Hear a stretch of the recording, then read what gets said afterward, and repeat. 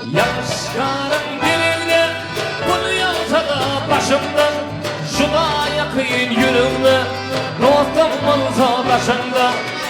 Bunu bitmez işleri, şunluklarım bitirir. Dağını yitir bilmesin, dağını sana getirir. Doktora doktor ay doktor, bugün bir de toy doktor.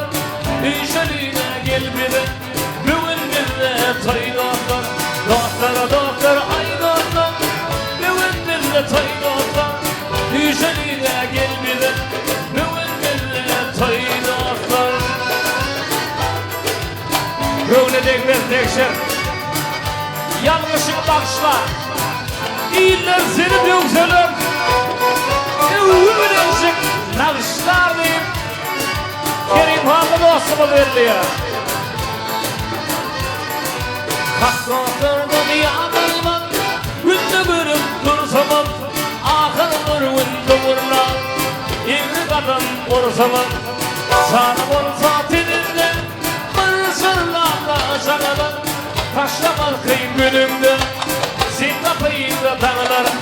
Doktor doktor ay doktor, bugün bir de toy doktor. Üçeride gel bire, bugün bir de toy doktor.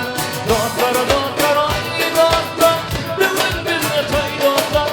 Üçeride gel bire, bugün bir de toy doktor.